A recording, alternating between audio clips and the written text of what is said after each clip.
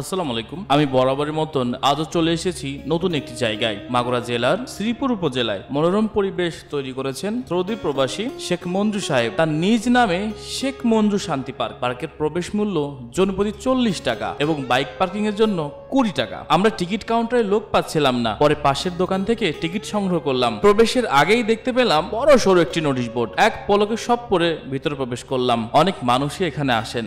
আমার কেন জানি মনে হচ্ছে শেখ মঞ্জু সাহেব তার একটি সুন্দর বাড়ি করতে গিয়ে পার্ক বানিয়ে ফেলছে। আশেপাশে তার পরিবারের লোকজন বসবাস করে, তা দেখেই টের পাওয়া যাচ্ছে। পার্কের ভেতরে গ্রাম বাংলার ঐতিহ্য, ঢেকি, দোলনা, মোটু পাতলু, বাঘ, অনেক কিছুর ভাস্কর্য আছে যা বাচ্চাদের খুবই আকৃষ্ট করবে।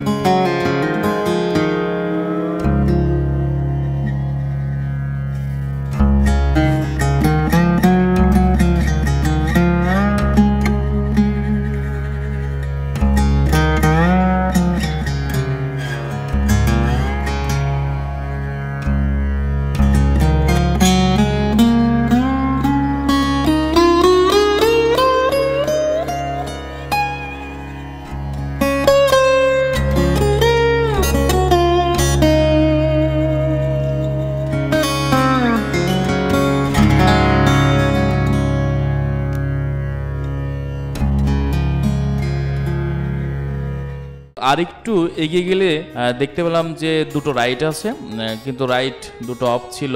যেদিন খুব মানুষ আসে সেদিন বা বিশেষ দিনে রাইড চালু করে। আর একটু এগিয়ে আমরা দেখতে পেলাম যে কিছু জল পড়ে আছে, কিন্তু তাদের জল নেই। এটা খুবই দুঃখের।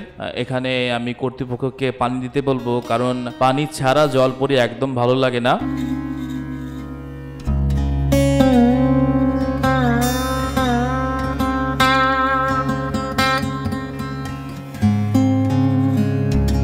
এরপর আরেকটু গেলে দেখলাম যে তারা ওয়াচ টাওয়ার করেছে 4 তলা মতন। 4 তলায় উঠলে পরে একটু সব জায়গাটা ভালো দেখা যায়। যাই হোক, আমার কাছে মোটামুটি ভালো লেগেছে, কারণ আমাদের মাগুরাতে আসলে অবসর সময় ফ্যামিলি নিয়ে যাওয়ার মতো জায়গা খুবই কম।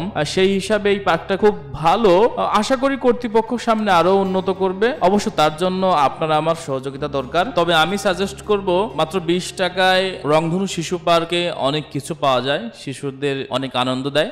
তবে যদি শহরের ভিতরে থাকেন তাহলে আপনি শিশু পার্কে ঘুরে আসতে পারেন। আর যদি মনে করেন যে আমি বাইরে থেকে একটু ঘুরে টুরে আসি, তাহলে আপনি আসতে পারেন। তো আজকের মতো ব্লগ এখানে শেষ করছি। এমন আরো ব্লগ দেখতে চাইলে আমার চ্যানেলটি সাবস্ক্রাইব করে আমার সঙ্গে থাকবেন। সেই পর্যন্ত সবাই ভালো থাকবেন, সুস্থ থাকবেন। আল্লাহ হাফেজ।